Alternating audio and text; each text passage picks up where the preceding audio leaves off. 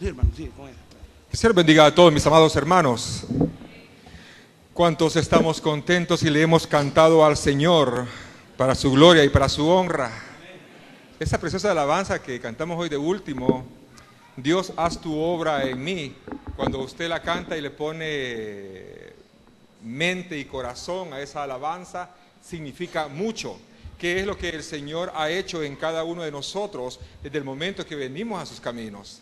Y esta mañana yo quiero predicar, quiero hablar de la palabra del Señor basado en el libro de Jeremías, capítulo 33, versículo 3, muy conocido por todos.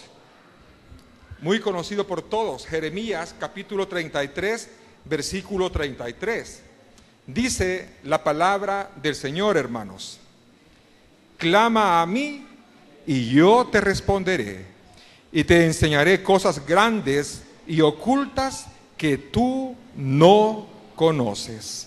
Bendito y buen Padre que está en los cielos, nuevamente le damos las gracias por habernos permitido, Señor, llegar hasta este momento con bien y el conocer, Señor, que usted es bueno con cada uno de nosotros. Gracias por habernos traído, gracias por habernos permitido cantarle con mucho amor, con mucho gozo, con mucha alegría, Señor, sabiendo que las alabanzas van dirigidas a usted. Y a esta hora que voy a hablar de su palabra, yo le ruego y le suplico que me dé sabiduría de lo alto, que me ayude a hacerlo, Señor, con denuedo, porque reconozco que soy un siervo inútil, Padre, y que sin usted no lo puedo hacer. Que cada palabra que salga de mis labios, Señor, sean suyas para edificación de cada uno de nosotros. En Cristo Jesús oramos y le decimos amén. Mis amados hermanos, este pasaje es muy conocido por todos. Lo hemos leído no solamente una vez, sino muchas veces. Clama a mí, dice el Señor, yo te voy a responder, yo te voy a enseñar grandes cosas ocultas que tú no conoces. Y cuando el Señor nos dice estas palabras en este versículo, comenzamos nosotros a pensar qué es lo que Dios quiere enseñarnos realmente. ¿Qué es lo oculto que Dios tiene para darme a mí, para poder enseñarme, si decimos que ya todo lo conocemos nosotros? Habemos muchas personas que decimos, no sé, es que yo ya todo lo conozco. Yo, mire, ya he conocido de estar casi muriéndome de la enfermedad, ¿verdad? Y yo volví de los muertos. Mire, si es que yo tengo tanta plata que ya no necesito. Mire, si es que yo tengo tantos hijos, y comenzamos nosotros en nuestros pensamientos, en nuestra intelectualidad, creer que todo lo conocemos, cuando el mismo Señor nos está diciendo, te enseñaré cosas ocultas que tú no conoces. Y si el Señor está manifestando de que hay cosas ocultas que aún no conocemos, es porque realmente hay cosas que usted y yo aún no conocemos. Aún no conocemos. Cuando nosotros nos hablan de ver la gloria de Dios, cuando nosotros nos hablan, mis amados hermanos, de estar ante la presencia del Señor, nosotros nos imaginamos de que la gloria de Dios yo la voy a observar cuando esté ante la presencia de Dios, y ahí la gloria del Señor se va a manifestar de tal manera que yo voy a ver cosas que nunca había visto y cosas ocultas que quizás yo no pretendía entender, no pretendía ver, pero en ese momento lo voy a estar haciendo. Pero la gloria de Dios, mi amado hermano, sí es cierto que Él la manifiesta ante su presencia, Él la manifiesta porque Él es la gloria, Él es lo que resplandece hacia todo el mundo. También hay cosas en nuestro mundo que Dios se manifiesta en gloria. Dios se manifiesta en gloria y que nosotros muchas veces no entendemos cuándo es que Dios manifiesta esa gloria. Fíjense que un día de esto, hace como unos 2-3 semanas, estaba viendo en eso de las redes sociales, no sé cuántos vieron un video de un niño que después del parto nació muerto. Yo me quedé, cuando vi ese volado, me quedé y me dio curiosidad. Y decía ahí, esto, para que lo vuelvas a ver, y me quedé viendo ese video que estaba en las redes sociales, y ahí aparecía que un niño tiernito, acabado de salir del vientre de su madre, nació muerto. Yo veía que el médico le hacía masaje en el pecho, y le limpiaban la naricita, la boquita, y va de hacerle, el niño como que respiró y comienza, el médico lo levantó con las piernitas y le daban nalgaditas al niño y se quedó nuevamente el niño, lo vuelven a acostar nuevamente y sigue el doctor dándole masaje en su pecho. Por fin el niño llora y pega, lloró fuerte el niño, y cuando uno ve eso, amado hermano,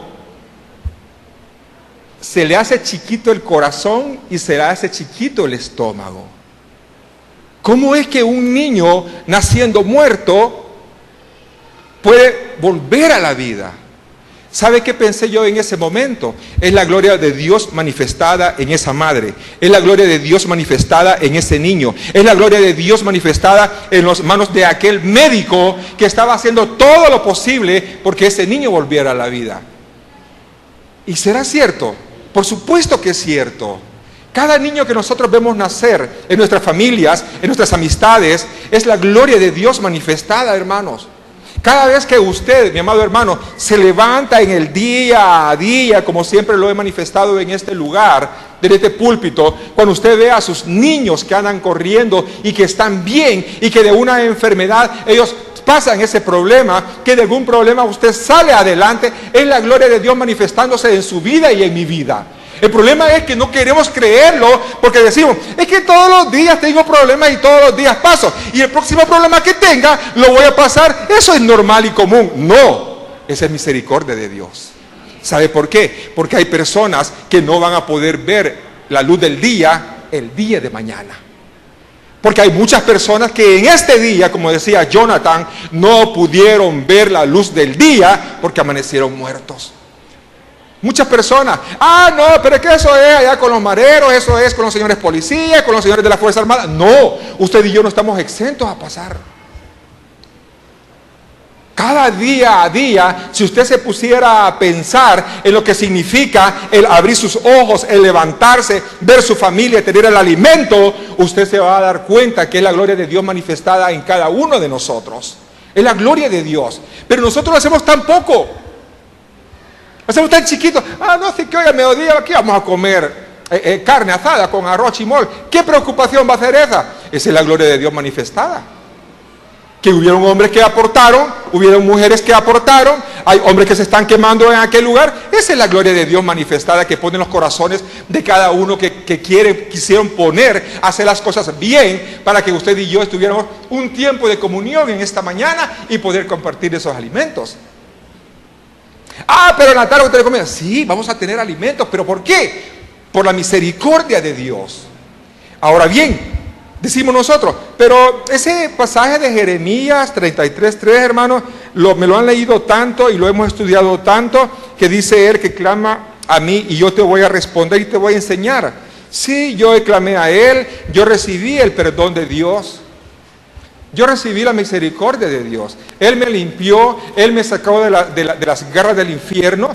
Yo sé que Él cuando murió, pues Él fue a la cruz del Calvario. Así es. Y nos quedamos ahí nada más. Como decimos, ¿verdad? Salvo, siempre salvo. ¿Qué más necesito? Lo tengo todo. No. Usted necesita ver la gloria de Dios.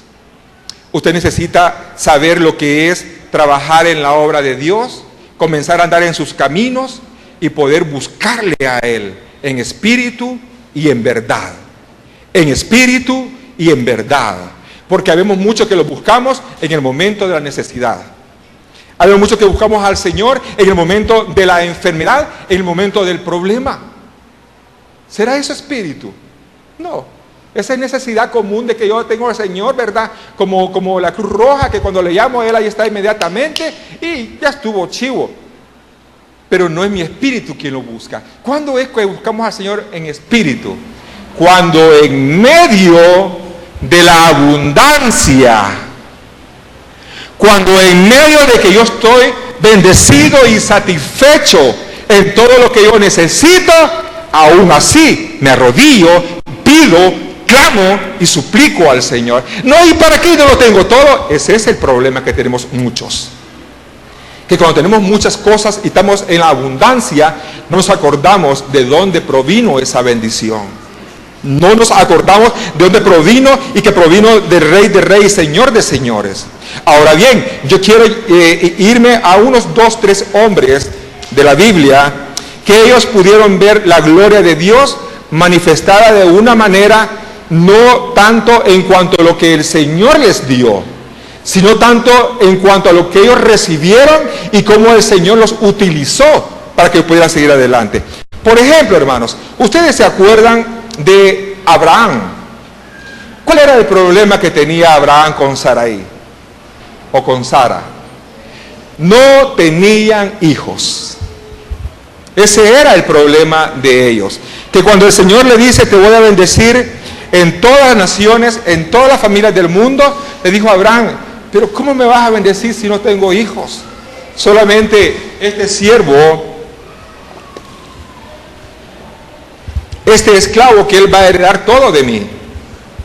Y el Señor le promete allá en el Génesis, en el capítulo 18, le promete un hijo a Abraham. Aparte de ello, en ese comenzar de esa promesa de Jehová y el creer y aceptarle de Abraham, se suscitan ciertos problemas para poder llegar a manifestarse la gloria de Dios. Primero, en ese mismo capítulo 18 de Génesis, en el versículo 15, ahí aparece un momento bastante muy especial. 18:15 de Génesis dice que cuando el Señor le prometió un hijo a Abraham, Sara se rió. Y dice, poner 14 por favor, Eduardo, el versículo 14, dice la palabra del Señor: ¿hay para Dios alguna cosa difícil? Al tiempo señalado volveré a ti, según el tiempo de la vida, Sara tendrá un hijo. Dice el versículo 15, entonces Sara se negó diciendo, no me reí, porque tuve miedo. Y él dijo, no es así, sino que te has reído. Porque Sara había dicho anteriormente, ya siendo anciana voy a tener deleite yo, y mi Señor ya siendo viejo. Como quien dice, Sara estaba preocupada más por el deleite que por la bendición que Dios le iba a dar. Ella no creía, porque no iba a sentir deleite, no creía que iba a tener un hijo. Y el Señor le dijo, te has reído. Parte de incredulidad. Nos encontramos en el siguiente problema, en el cual nunca vino el hijo. Sara le entregó a su sierva, a Abraham. Viene Ismael y se da otro serio de problemas. Pero por último, si usted va a ver ahí en el capítulo 21 de Génesis, en el capítulo 21 de Génesis,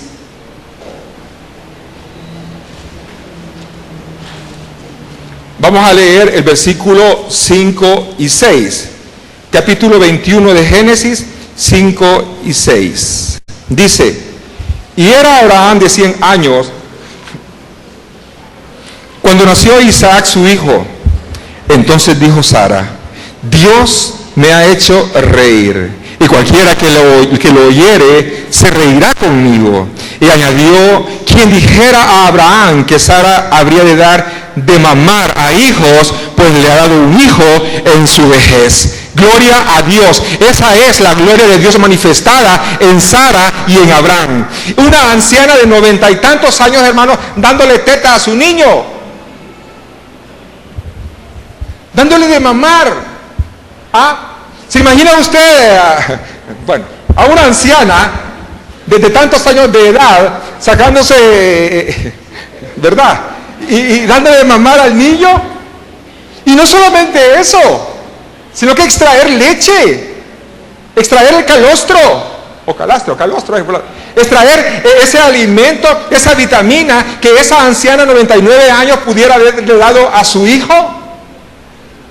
Eso fue la gloria de Dios manifestada en Abraham y en Sarai.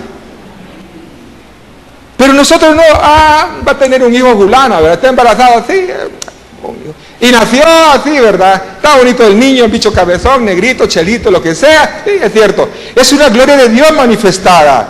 Por eso es que las madres, cuando están sufriendo en los 9 meses y luego llegan al parto posteriormente y sufren y lloran y gritan y están ahí, que puje, ¿verdad? Y el tipo te sale, es una gran alegría y gozo después cuando ve a su hijo. Eso es la gloria de Dios manifestada. Moisés, mi amado hermano y hermana, ¿cuántos años pasó en Egipto siendo príncipe? Muchos años. Posteriormente, él fue sacado de la tierra de Egipto, fue a pastorear ovejas por muchos años, y después de estar ahí pastoreando ovejas, ve la gloria en el monte Sinaí, una zarza ardiente, y dijo Moisés: yo voy a ir a ver qué es eso.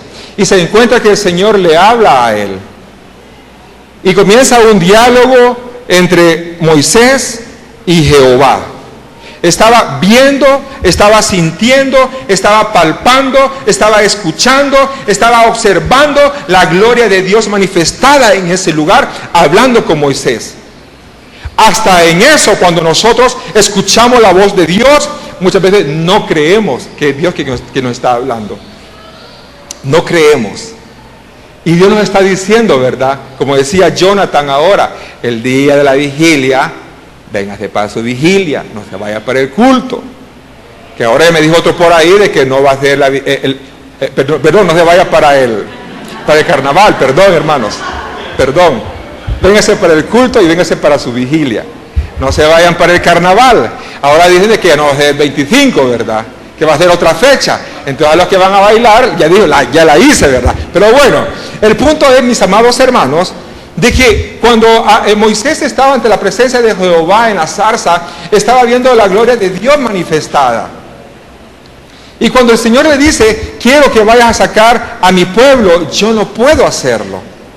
Y el Señor lo manda allá a Egipto, y comienza el Señor a mandar plagas utilizando a Moisés y a Aarón para que fuera a presionar a Faraón de Egipto y pudiera liberar al pueblo de Israel. Y por cada plaga que el Señor enviaba a Faraón, era la gloria de Dios manifestada por su pueblo Israel. Por su pueblo Israel. El río Nilo que se convierte las aguas en sangre, en las plagas de las ranas, las plagas de los saltamontes, etcétera, y por último la plaga de la muerte de los primogénitos.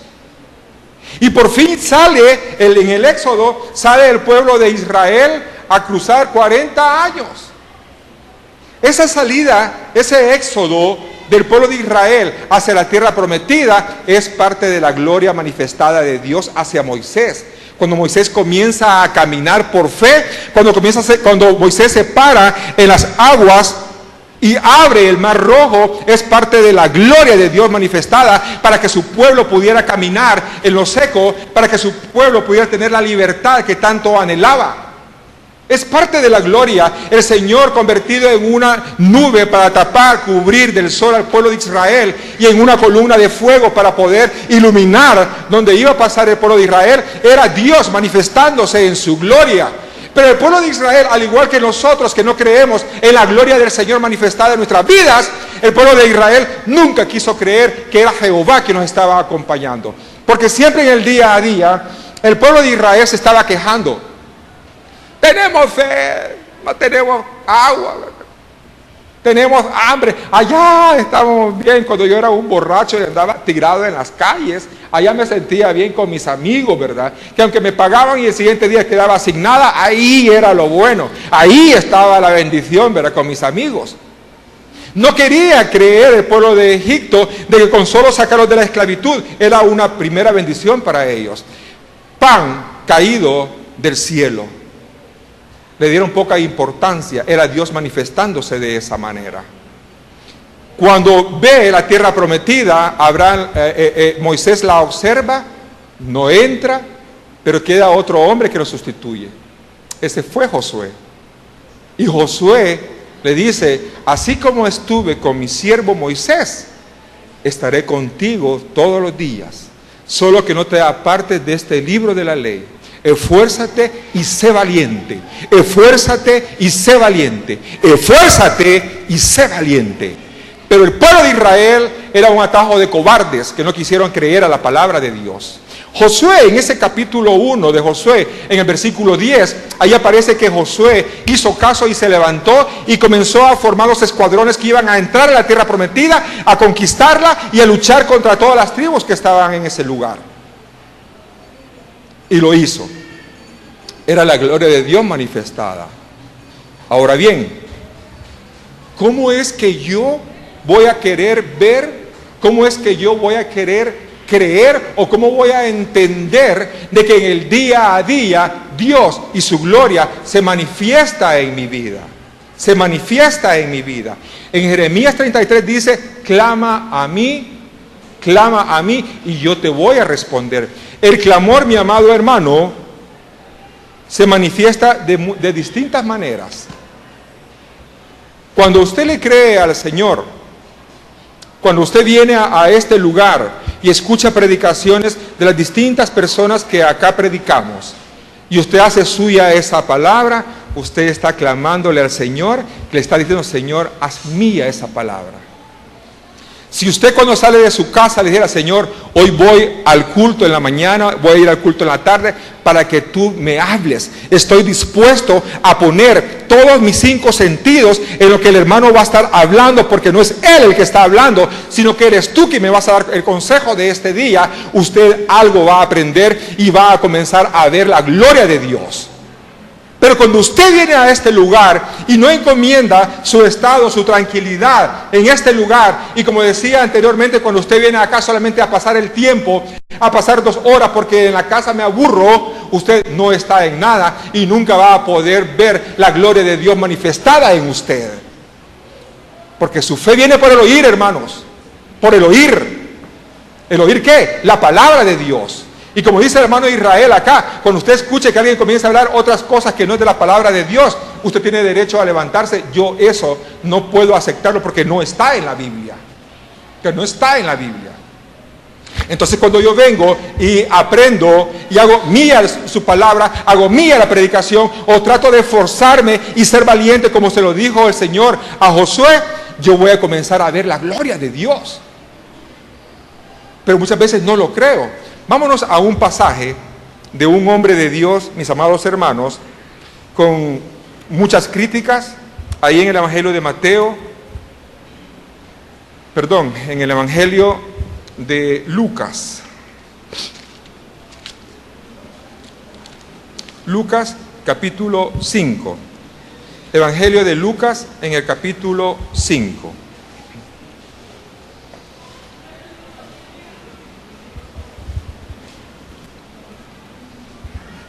Vamos a leer del 1 hasta el 11 lo vamos a leer. Dice la palabra del Señor. Aconteció que estando Jesús junto al lago de Genezaret, el gentío se agolpaba sobre él para oír la palabra de Dios. Vio 2 barcas que estaban cerca de la orilla del lago, y los pescadores, habiendo descendido de ellas, lavaban sus redes. Entrando en una de aquellas barcas, la cual era de Simón, le rogó que la apartase de tierra un poco, y sentándose, enseñaba desde la barca a la multitud. Cuando terminó de hablar, dijo a Simón, boga mar adentro y echad vuestras redes para pescar. Respondiendo Simón le dijo, Maestro, toda la noche hemos estado trabajando y nada hemos pescado, mas en tu palabra echaré la red. Y habiéndolo hecho, encerraron gran cantidad de peces y su red se rompía. Entonces hicieron señas a los compañeros que estaban en la otra barca para que viniesen a ayudarles, y vinieron y llenaron ambas barcas de tal manera que se hundían. Viendo esto, Simón Pedro cayó de rodillas ante Jesús diciendo, apártate de mí, Señor, porque soy hombre pecador. Porque por la pesca que habían hecho, el temor se había apoderado de él y de todos los que estaban con él. Y asimismo de Jacobo y Juan, hijos de Zebedeo, que eran compañeros de Simón. Pero Jesús dijo a Simón, no temas, desde ahora serás pescador de hombres. Y cuando trajeron a tierra las barcas, dejándolo todo, le siguieron. Mis hermanos, estamos viendo en la palabra de Dios una escena en la cual se encuentra Pedro con otros pescadores. Estaban a la mar, estaban pescando. Llega el Señor a continuar enseñando de su palabra. El gentío, la multitud, se acercaba a él. Él sube a una barca, entra más adentro y comienza a predicar el Señor. Después que termina de predicar el Señor, le dijo a Pedro que tiraran las redes a un lado, y le dijo Pedro: Señor, lo hemos intentado toda la noche y no hemos pescado absolutamente nada. No hemos pescado nada. Cuando venimos y comenzamos a pensar en Pedro, esas palabras que le dice Pedro, yo le decía ayer a un grupo de jóvenes, Pedro era un pescador. Ese era su oficio. Pedro era un hombre en el cual tenía años de estar practicando la pesca. Pedro era un hombre rudo, de fuerza, que él, así como había tenido en esa noche mala racha, sin bendición de pesca, había tenido muchas otras bendiciones que quizás había pescado bastante. Ese era Pedro, ese era el que se encontraba en ese momento. Era un hombre en el cual quizás nunca pensó que iba a poder salir más allá de lo que estar solamente en sus barcas, pescando para vender, para comer, para regalar, para compartir. Ese era su hábitat, ese era lo que Pedro iba a hacer nada más, y de ahí él no iba a poder salir hacia adelante con otros ideales, con otra forma de pensar, con otra forma de buscar bendición, con otra forma de pensar distinto a lo que pesca, a lo que hace un pescador, a lo que hace un pescador. Pero Jesús, en su amor y su misericordia, ve a estos hombres tomados del vulgo, gente ignorante, gente que quizás no tenía ninguna preparación académica, y agarró a estos hombres y los trajo y les dijo: vengan, los voy a hacer pescadores de hombres. Si ustedes se fijan, primero estaba hablando que eran pescadores de pescados, valga la redundancia. Ahora va a ser pescadores de hombres. ¿Por qué le dijo pescadores de hombres? ¿Saben por qué? Uno, porque si le hubiera dicho: miren, yo los voy a llevar a ustedes para que ustedes sean ganadores de alma mediante la palabra que yo les voy a predicar y que les voy a enseñar, ¿verdad? Ustedes, mediante la unción del Espíritu Santo, van a sacar demonios y van a ir a predicar, y tú, Pedro, más adelante vas a ir a ganar 3,000 y 5,000 personas. No van. No van. ¿Por qué? ¿Qué hubiera dicho Pedro? Ay, Señor, yo solo de pescar estos volados, los pescados. Solo sé hacer esto.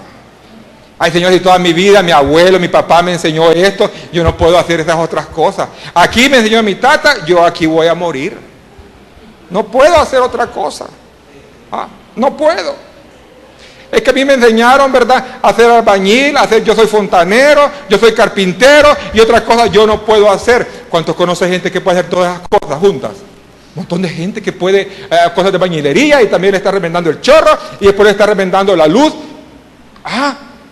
Gente que no se quedó nada más esperanzado en un solo oficio, sino que dio un salto más para poder aprender otras cosas y ser una persona al servicio de otras más. Pero el Señor, ante el temor de que Pedro le iba a decir: yo solo soy pescador nada más, yo solo sé remendar redes, le iba a decir el otro, así como está allá en Mateo capítulo 4, yo no puedo hacer más, solamente remendar redes puedo hacer. Le dijo el Señor: los haré pescadores de hombre. Chivo dijo: llevo mi red y pesco hombres, ¿verdad? Está chiches de volado. Y le dice Pedro, al igual que Josué, capítulo 1, versículo 10, Josué dijo que inmediatamente levantó y sacó a los batallones que iban a ir a pelear y a conquistar la tierra prometida. Dice en la palabra de Dios: cuando vio esta pesca, Pedro cayó de rodillas ante Jesús diciendo: apártate de mí, Señor, porque soy hombre pecador. Cuando yo ando con mi pecado, hermanos, y no soy capaz de decirle: Señor, este día te falté, este día te fallé, perdóname, límpiame, difícilmente yo voy a poder entender lo que Dios me va a estar hablando por medio de la palabra, por medio del predicador, por medio de las alabanzas. ¿Por qué razón? Porque mi carne anda más entusiasmada en el pecado. Difícilmente voy a poder hincarme en mi cuarto, en mi casa y decirle, Señor, la estoy regando, perdóname.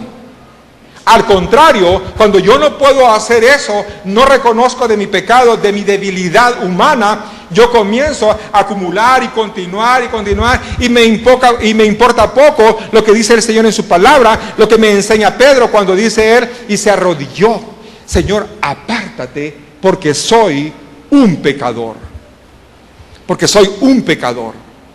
Pedro reconoce primeramente que es un pecador, hermanos. Y dice después, porque la pesca que habían hecho, el temor se había apoderado de él y de todos los que estaban con él, asimismo de los demás, ¿verdad?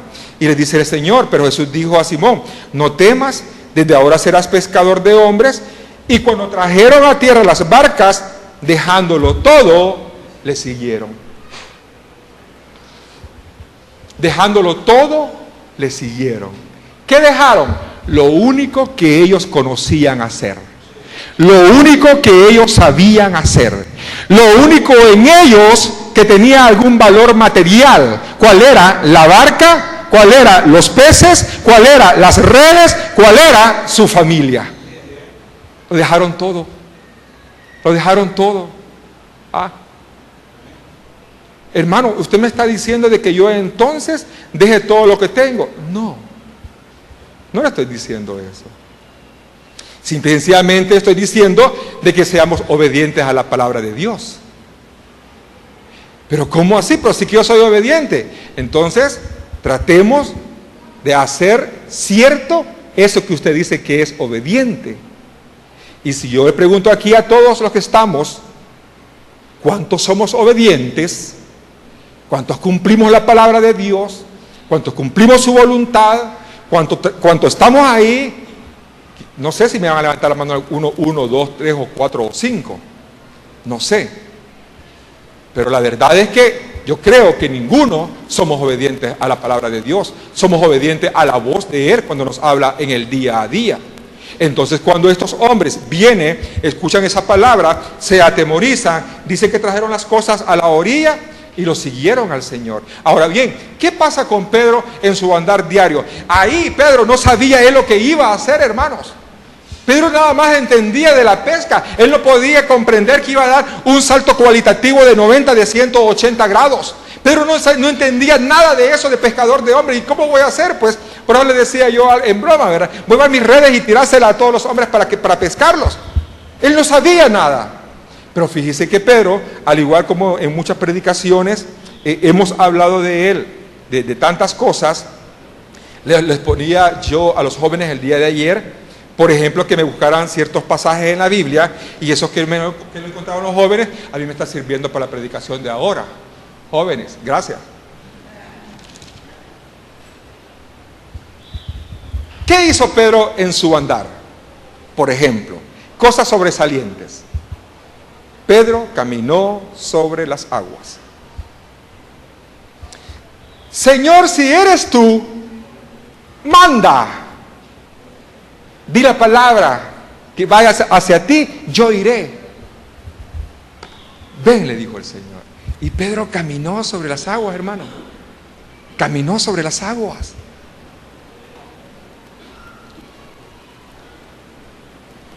Pero es que Pedro era un gran hombre de fe y no era un pescador usted. ¿Cuánto tiempo habría andado Pedro con el Señor en ese momento? ¿Cuánto tiempo habría andado? ¿Meses? Pero es que el Señor hacía tantos milagros a los ojos de él y por eso él. ¿Y cuántos milagros el Señor ha hecho en su vida y en la mía? Pero es que Pedro, comenzamos, ¿verdad? Pero es que Pedro, no. Pero es que Dios, ¿verdad? Él podía hacer todo porque era Dios, sí, 100% Dios y 100% hombre también. Y Pedro caminó sobre las aguas. Pero el mundo, la carne, lo distrayeron del blanco perfecto y comenzó a hundirse. ¿Pero qué pasó? Inmediatamente el Señor lo asió de la mano y lo sacó donde se estaba ahogando. El Señor lo asió de la mano. Y yo pregunto, ¿cuántos estamos agarrados de la mano de Dios?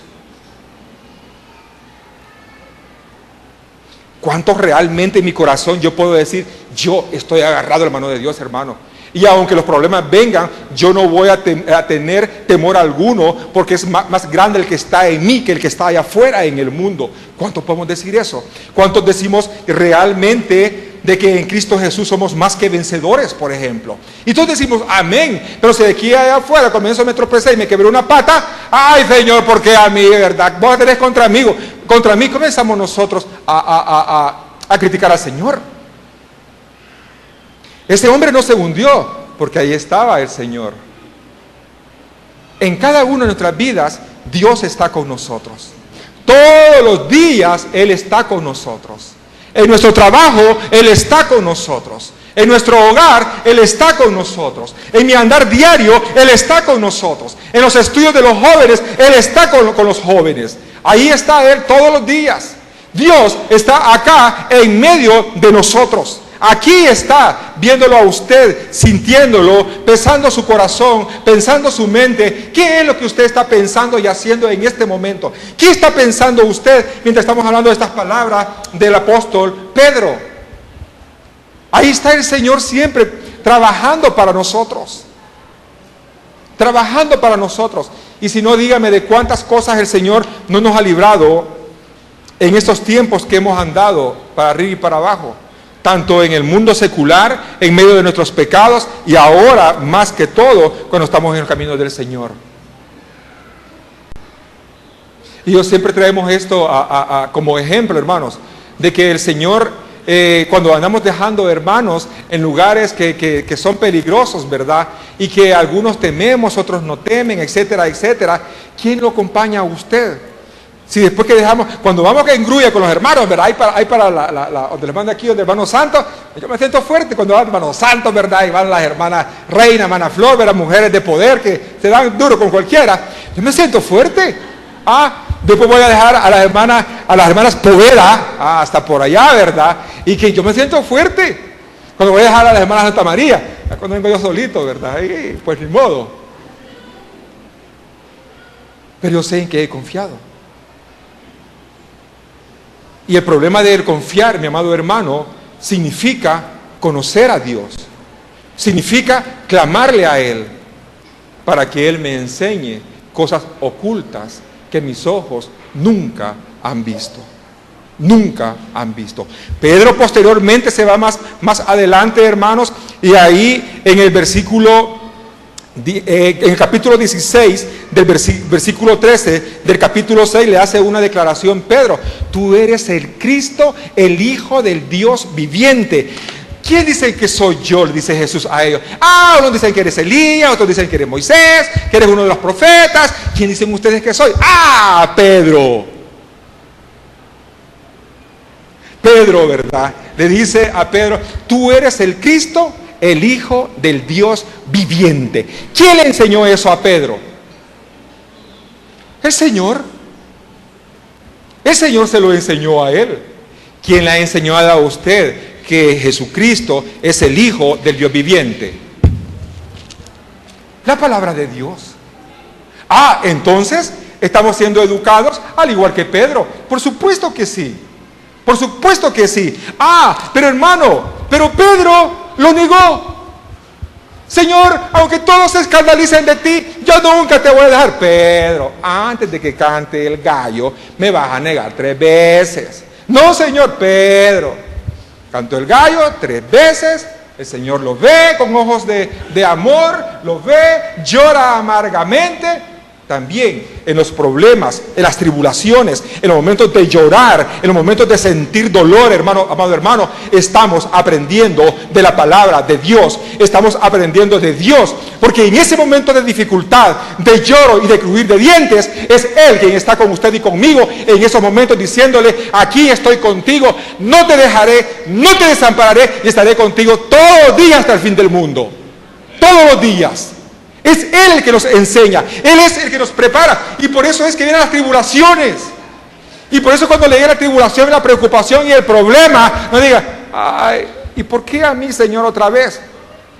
Para eso, para que confíe en Dios, para que confíe en Dios, para que hagamos del Señor ese hombre, ese personaje, el Todopoderoso, que solamente en Él yo voy a poder tener salida a todos mis problemas, a todos. Pedro, dice el Evangelio de Juan, que fue el que le arrancó la oreja a un servidor de los maestros de esa época de la ley. Pedro, ¿por qué lo hizo? Porque era su Señor, era su maestro, lo hizo. ¿Quién se lo enseñó? El Señor se lo enseñó. Ahora bien, el Señor muere, amado hermano, quedan los discípulos desperdigados. Bueno, dijo Pedro, aquí se rompió la taza, cada quien para su casa, y yo me voy a pescar. Eso es lo que él sabía hacer. Volvió a lo mismo. Volvió a lo mismo. Un empujoncito del Señor. Un empujoncito del Señor. Evangelio de Juan, el último capítulo. Pedro, ¿me amas? Sí, Señor, te amo. Pedro, ¿me amas? Apacienta mis ovejas. Pedro, ¿me ama la segunda vez? Sí, Señor, tú sabes que te amo. Apacienta mis corderos. Tercera vez, Pedro, ¿me amas? Y Pedro se sintió mal y le dijo, tú conoces mi corazón, apacienta mis corderos. Comienza en el libro de los Hechos, después que el Señor asciende a su gloria, comienza la iglesia primitiva a trabajar, y en el capítulo 2 del libro de los Hechos encontramos a un Pedro, amados hermanos, predicando, hablando de la palabra de Dios, ganando 3,000 almas en ese momento. Posteriormente sanando a un cojo, posteriormente dándole vida por medio del Señor a una persona que ya había fallecido. ¿Quién llegó a ser Pedro? Un hombre que estaba trabajando al servicio de Dios, haciendo milagros, obras, etcétera. ¿Quién era Pedro? Un pescador nada más. Un pescador que según él no iba a trascender. Un pescador, un hombre que según él no podía hacer nada más. Un hombre que según él solamente aquí voy a morir. Sí. Mi abuelito me enseñó a pescar. Mi papá me enseñó a pescar. Aquí voy a morir. Como dice la iglesia tradicional, ¿verdad? Es que, mire, toda mi familia nació en esta religión. Aquí nacieron ellos. Y yo en esta religión, yo aquí voy a morir. Porque yo no puedo defraudar a mi abuelito, y el abuelito a saber dónde está. Porque yo no puedo defraudar a mi papá y mi mamá, y papá y mamá ni van a la iglesia. ¿Ah? Por eso yo no voy allá, porque yo soy de esto, y ni él tampoco va a la iglesia. Así era Pedro. Pero en el andar con el Señor, desde ese momento en que le dice, Señor, apártate de mí que soy un pecador, está dando un paso de fe. Está reconociendo que es un pecador. Y dejando todo en la orilla, dice, lo siguió y dejó todo allá. Amado hermano, Dios no le está pidiendo que deje usted todo lo que tiene. Dios no le está diciendo, mira, regalá todo, ¿verdad? Y venite, y sea un predicador, sea un pastor, andate ahí arriba, más arriba de la peña a predicar. Dios no le está diciendo eso. Dios le está diciendo que le crea a Él. Y cuando nosotros le creemos a Él, mi amado hermano, vamos a poder ver la gloria de Dios. Pedro estaba en ese momento sanando. Pedro estaba en ese momento predicando. Pedro estaba haciendo tantas cosas en ese lugar, amado hermano, que él estaba viendo la gloria de Dios. Así como usted y yo podemos verla. Así como usted y yo en el día a día pasan muchas cosas que Dios se manifiesta en su gloria y nosotros no queremos creer, nosotros no queremos ver, nosotros no queremos escuchar, nosotros no queremos hacer nuestra la palabra de Dios que se manifiesta en nuestras vidas.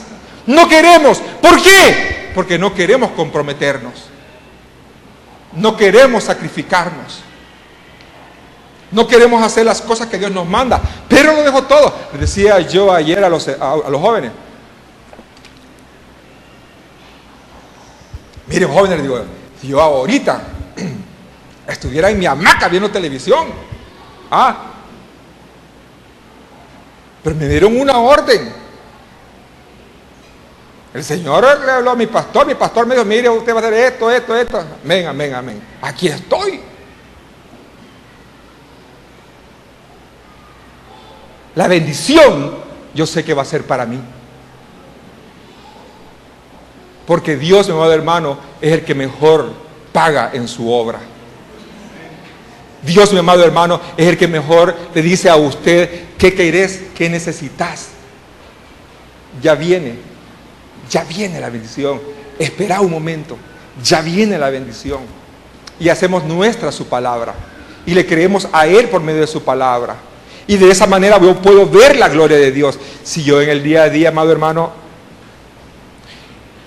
yo cuando veo a mi familia, yo le doy gracias a Dios. Yo le doy gracias a Dios cuando veo a los dos torrosplocos esos que están acostadas, roncando, todas, la mía así, todas espatarradas. Yo le digo, Señor, gracias por la vida de mis hijas. Gracias porque una de ellas hoy en diciembre, primeramente Dios, se va a graduar y ya salí de ese pleito. Ahora hay que ver a ella que va a hacer pupusa o va a hacer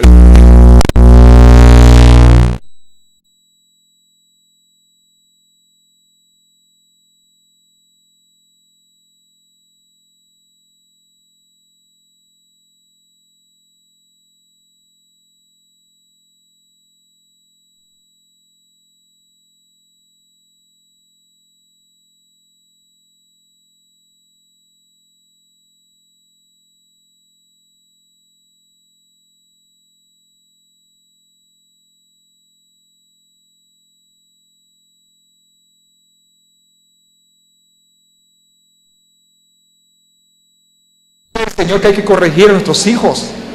Hay que corregir, aunque sean ya grandes de 20, 25 años, condenados. Estás en mi casa. Un enemigo, un enemigo ahorita. Estás en mi casa, vas a hacer lo que yo te diga. Es que así es, mi amado hermano. Y no que me lo diga Gustavo. Mientras estos hipotes sigan mamando de la teta de los tatas, tienen que ser obedientes. Entonces, mi amado hermano, yo traía este mensaje porque nosotros andamos buscando siempre la gloria de Dios. Y la esperanza es que cuando muramos, veremos la gloria de Dios en los cielos. Sí, es cierto. Pero todos los días, al igual como Abraham, al igual como Moisés, al igual como Josué, al igual como Pedro, al igual como Pablo, ellos pudieron ver la gloria de Dios manifestada en la vida de cada uno de ellos. ¿Pero qué hicieron ellos? Fueron obedientes. ¿Pero qué hicieron ellos? Jeremías 33:3, clama a mí y yo te responderé. Y te enseñaré cosas ocultas que tus ojos nunca han visto. Clamémosle al Señor, hagamos nuestra esta palabra, seamos obedientes a Él y usted va a poder comprender y entender que la gloria de Dios se manifiesta en sus días, todos los días de su vida. Que el Señor los bendiga, hermanos. Padre, gracias, Señor, por esta mañana preciosa que nos ha regalado. La honra y la gloria sea siempre para usted. Señor, le ruego que bendiga a cada uno de mis hermanos que estamos acá reunidos, congregados en su bendito nombre.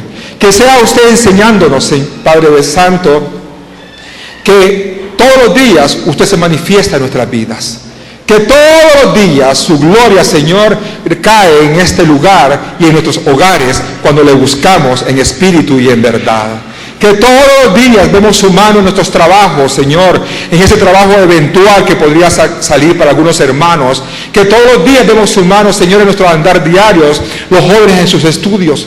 Señor, gracias por este tiempo, gracias por el privilegio de esta mañana de dirigirme a mis hermanos, predicarles su palabra, gracias por utilizarme que aún siendo un siervo inútil, ahí estamos tratando de hacer las cosas bien y agradables para su obra.